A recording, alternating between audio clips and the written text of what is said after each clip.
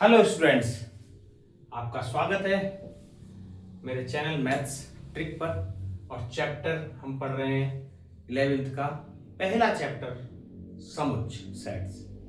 अब अपन पहले चैप्टर की शुरुआत कर रहे हैं। एक बार देखो सेट्स क्या होता है। समुच्च पहले कभी ये 9th में हुआ करता था, अब इसको हटा के वापस 11th में सेट चालू कर दिया कि 11th से शुरुआत करेंगे। 10th तक कभी इसके बारे में आपने नहीं पढ़ा। समुच्च ये वर्ड ही नाम है, समुच्च इंग्लिश में बोले तो सेट्स। होता क्या है पहले इसकी परिभाषा पढ़ते हैं, क्या इसमें होता है कैसे देखो, और इसका क्या उपयोग होगा। अब यहां सेट्स पढ़ने के बाद जितने आगे चैप्टर्स आएंगे सब में इसका उपयोग होगा, लगभग सब में, है ना। तो क्या चीज है सर, इसलिए सबसे पहले अपन को समुच्चय को जानना है। तो पहले समुच्चय की परिभाषा। समुच्चय हिंदी में नाम है इसका समुच्चय, और इंग्लिश में बोले तो सेट। ठीक है, क्या परिभाषा है तो इसकी एक सिंपल परिभाषा है, सुपरिभाषित पदों के संग्रह को सुपरिभाषित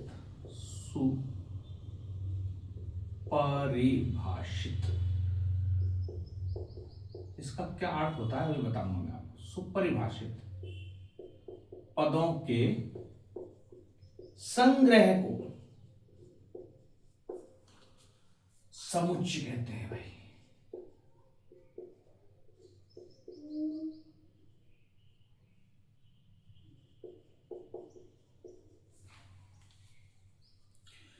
इसका इंग्लिश में बोले तो डेफिनेशन क्या लिखी जाएगी, all define DEFIN, all define collection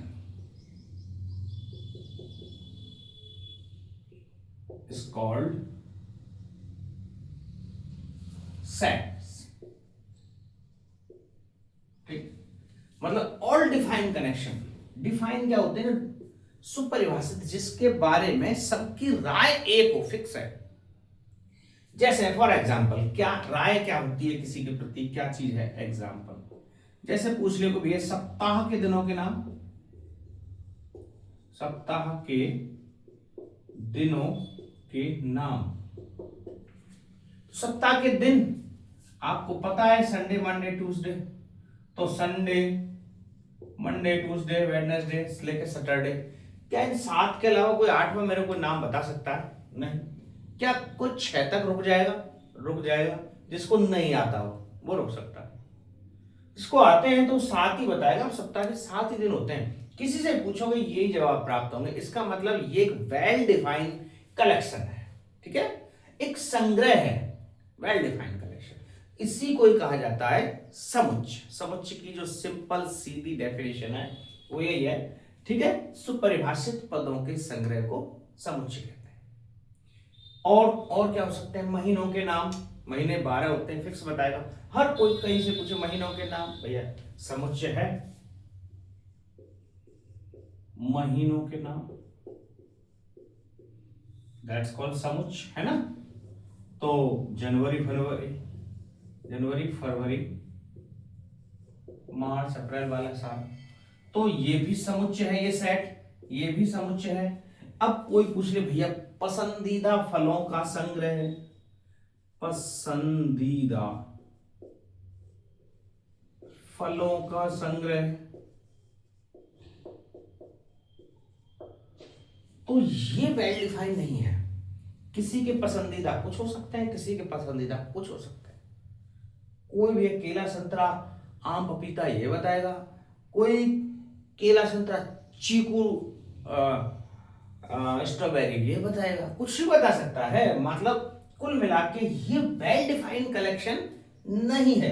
तो ये पसंदीदा फलों का संग्रह, क्योंकि इसमें किसी की पसंद जुड़ी हुई है, और पसंद फिक्स नहीं होती, सुपरिभाषित नहीं है, वेल डिफाइंड नहीं है। ठीक है, तो ये पसंदीदा फलों का संग्रह, ये समुच्चय नहीं कहलाए। तो पहली बात आपको समझ में आई, डेफिनेशन ऑफ समुच्चय कि समुच्चय की परिभाषा क्या है। सुपरिभाषित पदों के संग्रह को समुच्चय कहते हैं, और well defined collection is called sets. और यहीं से हम अब क्या चीज सिस्टम चालू होगा, जब हमने डेफिनेशन पढ़ी तो फिर इसको निरूपित करने के कुछ तरीके हैं, इसको लिखने के एक अलग अलग तरीके हैं। तो अब समुच्चय का निरूपण, नेक्स्ट टॉपिक ये, ठीक है। बता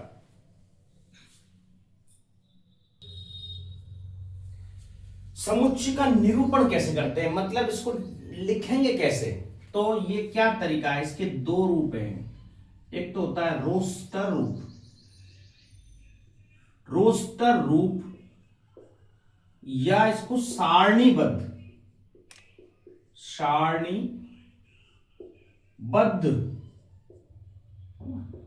सारणीबद्ध रूप, और दूसरा है समुच्चय निर्माण रूप, समुच्चय निर्माण रूप। इन दो रूपों में इसमें लिखा जा सकता है, लेकिन समुच्चय का जो निरूपण है उसके लिए एक फिक्स तरीका है, मझला कोष्टक यूज किया जाता है।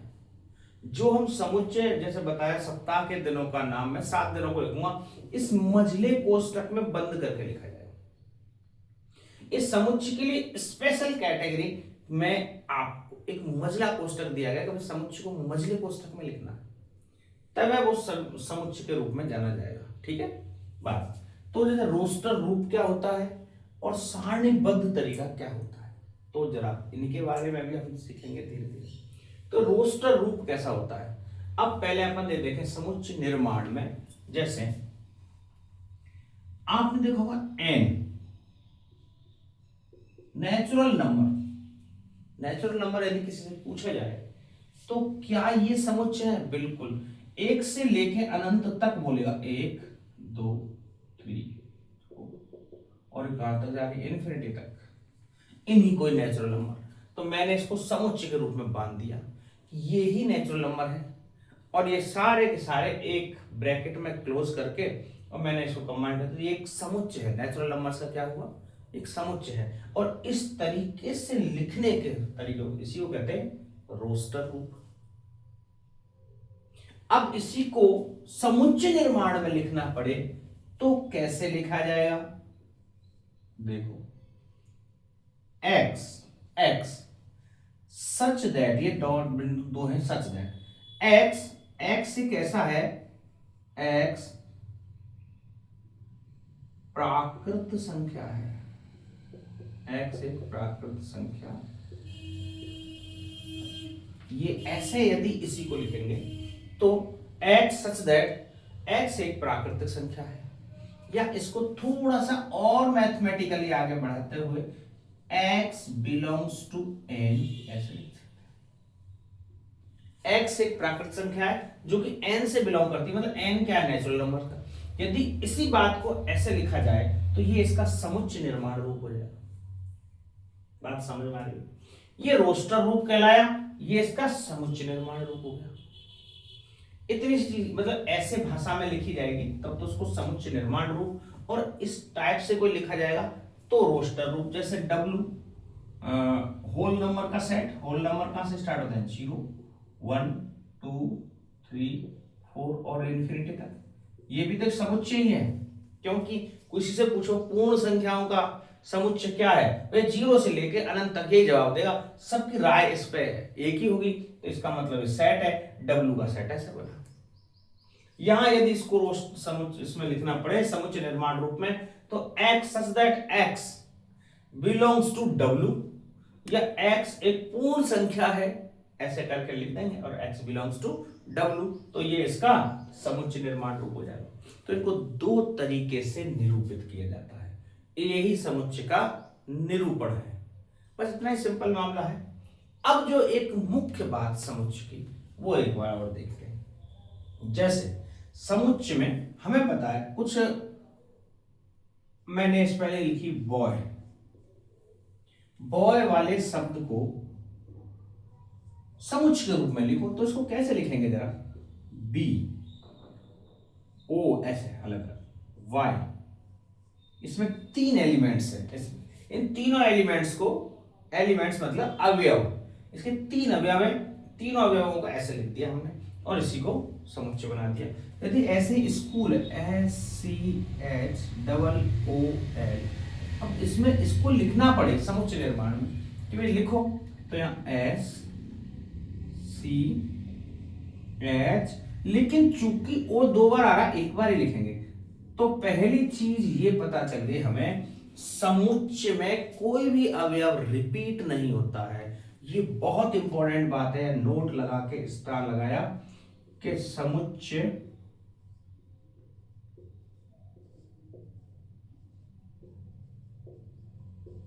के अंदर कोई भी अवयव रिपीट नहीं होता है, रिपीट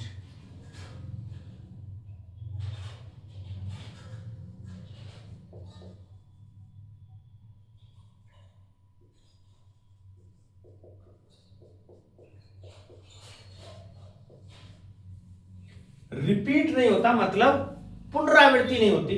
बहुत अच्छा हो कि समुच्चय के अंदर किसी भी अवयव की कोई पुनरावृत्ति नहीं होती है। ये भी यदि इसका ऐसा कुछ लिखा जाएगा तो ये इसका समुच्चय होगा। तो ये एक समुच्चय की बहुत ही इंपॉर्टेंट बात है। समुच्चय में हम जब लिखेंगे तो किसी भी अवयव की ऐसे पुनरावृत्ति नहीं होगी। ठीक है, यहां तक उतारे, फिर आगे बढ़ते हैं।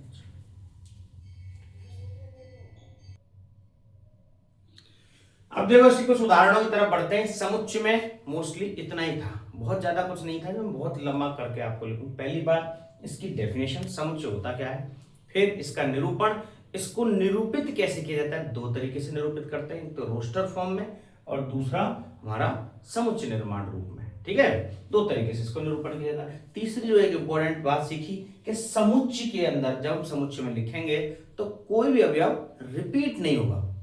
ठीक है, ये बात पता चली।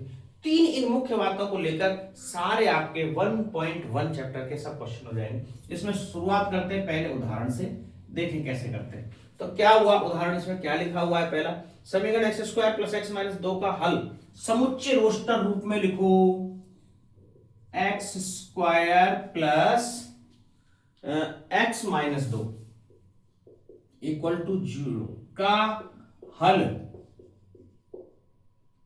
समुच्चय हल रोस्टर रूप में, है ना, क्या लिखा हुआ है, हल समुच्चय रोस्टर रूप में लिखो। समुच्चय रोस्टर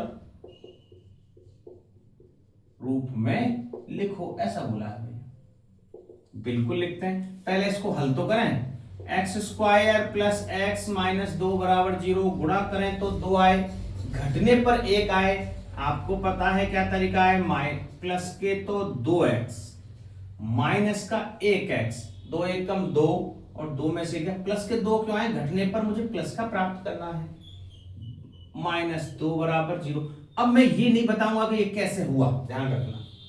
इस पे बहुत सारे टाइप के आप 10वीं में 9th में कर चुके हो, मैंने 11th में बहुत सारा और भी चैप्टर, मैं ये फर्स्ट वाला बहुत लेट पढ़ा रहा हूं, बहुत सारा कुछ आपको बताया हुआ है इसमें, फिर भी आपको आता होगा, सिंपल सी चीज है।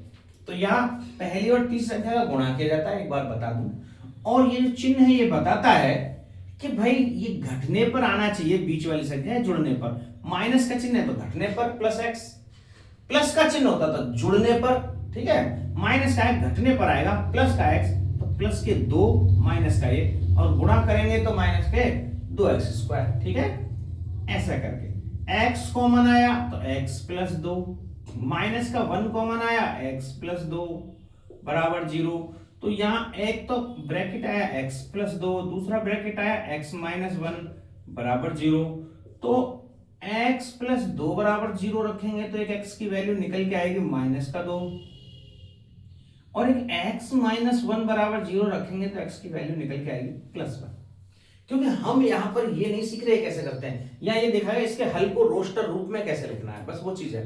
तो ये हल आप सीख चुके हो बहुत अच्छे ढंग से, इन दोनों को 0 के बराबर क्यों रखते हैं, ये वैल्यू कैसे आई, कहां से आई, तो ये बात आपको अब तक आ जानी चाहिए 11th में आने के बाद। ठीक है, बाकी आप समझदार हैं, यहाँ x कॉमन इनमें आ रहा था, ये ले लिया, माइनस का 1 कॉमन आ रहा है तो प्लस बन जाएगा।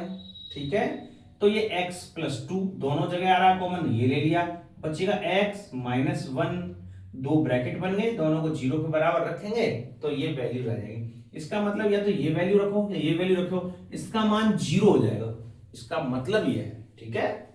तो दो इसके जो हल प्राप्त हुए हैं उनको समुच्चय निर्माण में लिखना है।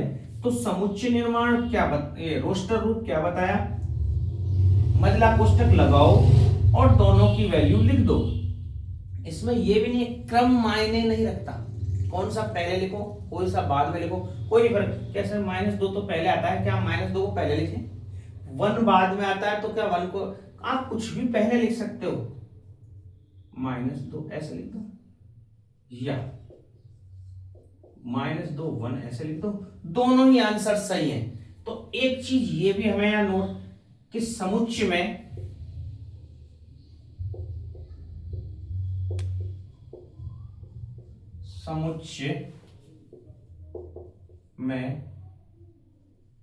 अवयवों का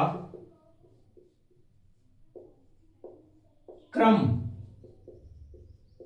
मायने नहीं रखता है, ये भी आपको पता। अवयवों का क्रम कोई मायने नहीं रखता, किसको पहले लिखें या बाद में लिखें, ये कि समुच्चय से गलत हो जाएगा, कुछ नहीं, आप कैसे भी लिख सकते हो, इससे कोई फर्क नहीं पड़ने वाला।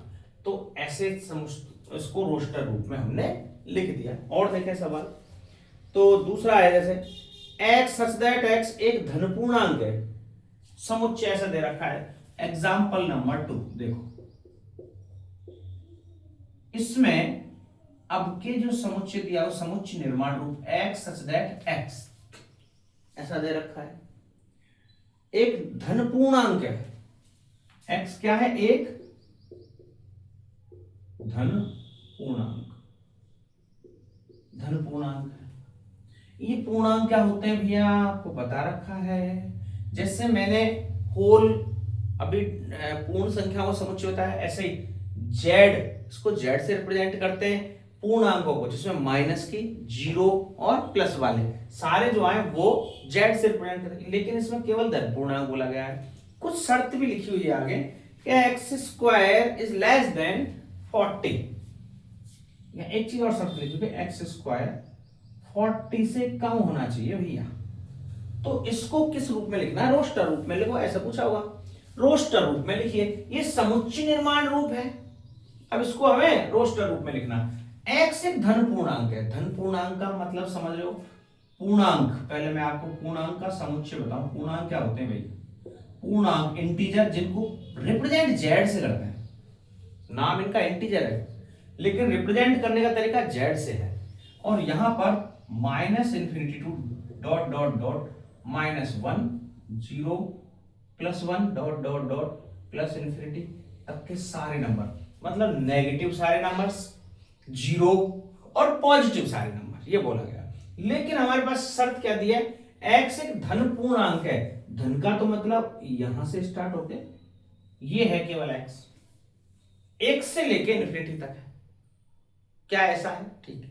लेकिन एक शर्त दे दी कि x² की जो वैल्यू है 40 से कम होनी चाहिए भैया। तो अब बनाते हैं जरा x², मान लो x अपन 1 लेते हैं, पहला रोस्टर 1 ले लो, तो 1 का स्क्वायर 40 से कम है, चलेगा। 2 ले लेते हैं, क्योंकि यहां से लेना है मुझे 1 से, ये माइनस वाले लेने नहीं है, 0 मुझे लेना नहीं है क्योंकि ऐसा बोल दिया धन पूर्णांक है। 2 ले लेते हैं, 2 का स्क्वायर 4, 40 से कम है, चलेगा।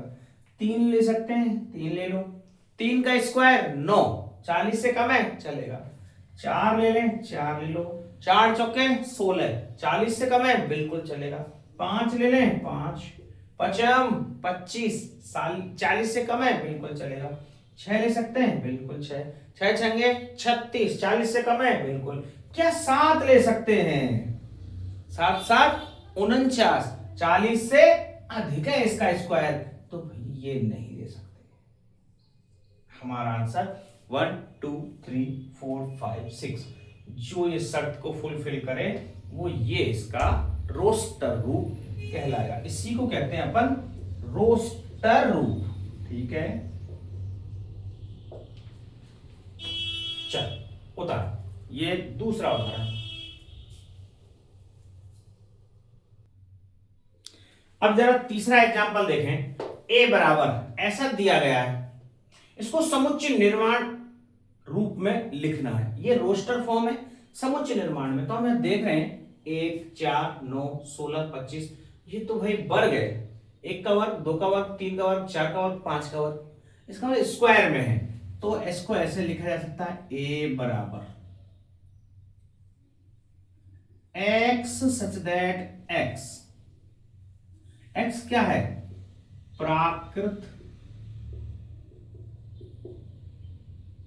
संख्या का वर्ग है। आप ऐसे लिख सकते हो हिंदी में, ठीक है। और जहां x बिलोंग्स टू n ऐसे कर सकते हैं इस टाइप, और भी है। नहीं तो प्राकृत संख्या लिख दी तो यहां फिर ये लिखने की जरूरत नहीं रहती, हमने प्राकृत संख्या ऑलरेडी लिखा हुआ, यहां लिखने की जरूरत नहीं पड़ेगी। लेकिन और क्या, और दूसरा तरीका, या फिर ऐसे भी लिख सकते हैं अपन a कि x सच दैट x बराबर क्या है, n स्क्वायर, n का किसी a स्क्वायर मान लो, b स्क्वायर मान लो, n ना माने अपन x बराबर यहां पे लिखना है अपन a स्क्वायर, एक a स्क्वायर है भैया a x, जहां इसको मैथमेटिकल रूप में है ना, जहां a बिलोंग्स टू क्या है n, जो a है n से बिलोंग्स कर रहा है, a n को बिलोंग कर रहा है, n क्या है नेचुरल नंबर, 1 2 3 इसमें से ले रहे हैं और इसका स्क्वायर करते जाएंगे x, वो x बनता चला जाएगा। एक दूसरा तरीका ये है, पूरा मैथमेटिकली रूप इसका ये है। इस वर्ड को जो हमने ऐसे लिखा इसको बोलते हैं बिलोंग्स, ठीक है, इसको समझे, इसका मायने है बिलोंग्स, बिलोंग्स टू मतलब संबंध है, इस चीज से इसका संबंध है, ये संबंध है इसका। बिलोंग, भाई हम कौन सी फैमिली से बिलोंग करते हो भैया, फलान सिंह से, हैं, तो ये चीज पता चलता है उस फैमिली से हम आते हैं, उससे संबंध है हमारा, ये बिलोंग का अर्थ ये बताता है, ठीक है, इस टाइप का। और यदि इसी को ऐसे क्रॉस लगा देते हैं नॉट बिलोंग्स टू नहीं करते, ठीक है, ये मैथमेटिकली साइन आते जाएंगे कुछ कुछ चीजें, तो अपन को पढ़ना, ये तीसरा एग्जाम्पल हुआ। चौथा देखें जरा इसी प्रकार का एग्जाम्पल नंबर 4। चौथे में क्या लिखा हुआ है, इसमें भी कुछ उसको समुच्चय निर्माण लिखना है। देखो 1/2 2/3 ऐसे करके कुछ लिखा हुआ है, ए है ना, कुछ समुच्चय। अब यहाँ पे ए भी नहीं लिखा, यहाँ ए बराबर लिखा है तो मैंने ए बराबर, यहाँ ए भी नहीं लिखा, छोड़ो। 1/2 2/3 3/4 4/5 5/6 ऐसा लिखा हुआ है, ठीक है। शायद 6/7 भी है, 6/7 भी है, 6/7 ऐसा भी। ओके, इसको क्या करना है, वापस से समुच्चय निर्माण में लिखो, समुच्चय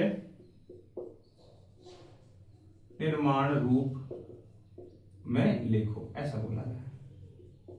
तो समुच्चय निर्माण रूप में लिखना है इसको। तो समुच्चय निर्माण आप देखो खुद से ही, अब कैसे लिखेंगे, आपको 1/2 ये तो एन भी नहीं है, 1/2/3, अरे कुछ आपको नजर आ रहा है ना इसमें कैसे कैसे क्या मामला है, तो कैसे नजर आ रहा है कि यहां पर ऐसे देख रहे हैं अपन, ऊपर एक है इससे ज्यादा है, ऊपर एक है इससे ज्यादा है, तो मतलब ऐसे x such that x equal to कुछ ऊपर n है तो यहां पे n+1 है, x बराबर n/1, n+n/1, मतलब यहां पे एक है तो इससे एक ज्यादा है और सब पॉजिटिव नंबर है, और इस n की वैल्यू क्या है, डॉट लगा, ये लगाया comma, n belongs to n capital में, जो ये n है n में से आ रहा है, n कौन कौन से 1 2 3 4 5, तो यहाँ 1 रखेंगे तो 1/2, 2 रखेंगे तो 1/3 2/3, 3 रखेंगे तो 3/4, तो जो x आता जाएगा ये x के रूप में, ये दरअसल से इसका क्या है, समुच्चय निर्माण रूप है। बोलो बात समझ आ रही है। तो इस प्रकार से हम इनको समुच्चय निर्माण रूप या रोस्टर रूप, बस इनमें ज्यादातर लिखवाता है। 1.1 चैप्टर आपका इसी टाइप का ही है, या तो ये पूछेगा इसमें सब कौन सा समुच्चय है या नहीं है, ये समुच्चय निर्माण रूप में लिखवाएगा बस, और बहुत ज्यादा इसमें कुछ है नहीं। अब अपन सवालों की तरफ बढ़ते हैं। उत्तर हाँ एक एग्जाम्पल 5 और देखें, है ना। इससे पहले मैंने लास्ट जो बताया यहाँ x बिलोंग्स टू n कर दिया था, वहां तो केवल 6/7 था ना लास्ट, अनंत तक थोड़े जा रहा था। तो यहाँ x को हम कैसे लिखेंगे, जो n लिखा है मैंने, n को ऐसे लिखेंगे भैया 0 से तो बड़ा है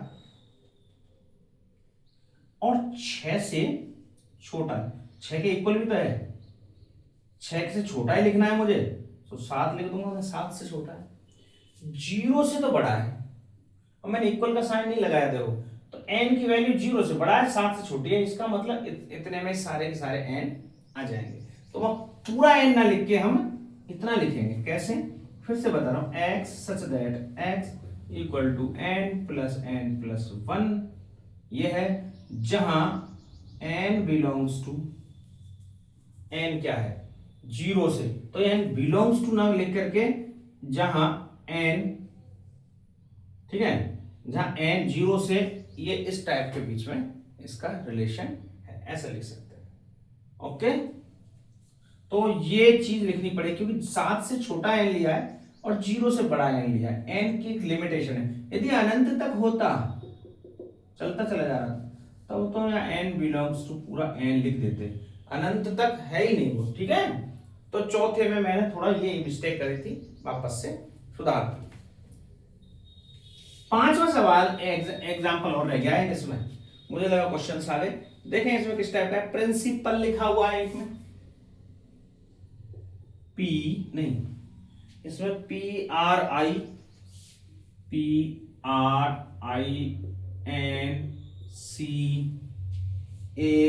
ऐसा है कुछ।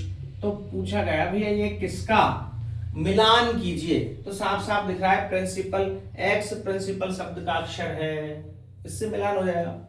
दूसरे में कुछ ऐसा लिख रहा है 0, तो ये 0 वाला किससे मिलान होगा ये देखना है। तो आप देखो जरा कहां से कहां देखें, तो इसमें एक ये दे रखा है इसमें x सच दैट x एक पूर्णांक है, x क्या है, एक पूर्णांक है, जहां कोई कंडीशन दे रखी है कि x+1 = 1, ऐसा है। यदि x+1 = 1 तो 1 से 1 कट जाएगा, x की वैल्यू क्या आएगी 0, इसी कंडीशन को फुलफिल कर रहा है केवल, इसीलिए इसके साथ में मैच होगा ये, ठीक है। दूसरा कुछ दे रखा है 1 2 3 6 9, 1 2 3 6 9 18, ऐसा कुछ दिया हुआ है।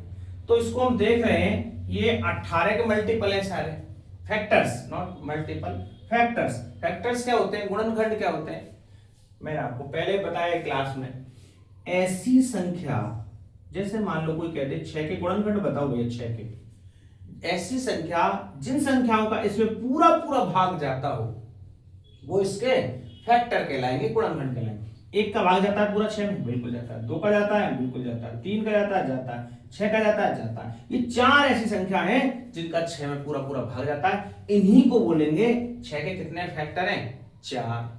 अब कोई बोले भैया अभाज्य गुणनखंड बताओ, तो अभाज्य एक तो 2 अभाज्य और 3 अभाज्य, 1 अभाज्य नहीं है, 6 अभाज्य नहीं है, तो अभाज्य गुणनखंड कौन से हैं, 2 और 3, ठीक है। गुणनखंड और अभाज्य गुणनखंड दो अलग अलग बातें हैं। तो इसमें जरा देखें 18 का फैक्टर है, 18 में देखो सब 1 का भाग जा रहा है, 2 का जा रहा है, 3 का जा रहा है, 6 का जा रहा है, 9 का जा रहा है, खुद 18 का जा रहा है। तो इसमें लिखा हुआ है x एक x धन पूर्णांक है तथा 18 का भाजक है, इससे मैच करेगा।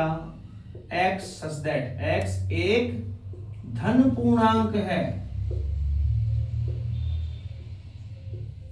एक धन पूर्णांक है तथा 18 का भाजक है, ऐसा बोला गया भैया, तथा 18 का भाजक है, ठीक है। भाजक का मतलब डिवाइड हो रहा है इससे, ठीक है।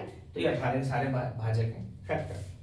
और एक चीज है 3 - 3, ये किससे मैच करेगी यहां, तो ये दो वैल्यूज दे रखे हैं 3 और -3, जो कि यहां पर एक देखें x सच दैट x समुच्चय निर्माण क्या बन रहा है इसका, एक पूर्णांक है, क्या है, एक पूर्णांक है और x² माइनस 9 इक्वल टू 0। इसको अपन हल करेंगे, आप देखो x² बराबर 9 और x की वैल्यू क्या आएगी +-3। तो ये +-3 तो है, तो इसका मतलब ये इससे मैच करेगा। ये आपका एग्जांपल नंबर 5। अभी आपके सारे 1.1 के एग्जांपल फिनिश हुए, पूरे एग्जांपल फिनिश हो गए। बात समझ में आई कैसे कैसे? बहुत ही सरल चैप्टर है और आसान से तसल्ली से अपन पढ़ेंगे। तो जो इसके एक्सरसाइज के सवाल हैं वो नेक्स्ट क्लास में कराएंगे। आज केवल इसके अपना इंट्रोडक्शन पढ़ लिया पूरा और इसके एग्जांपल हल कर लिए। ठीक है, आज के लिए इतना ही काफी है। धन्यवाद।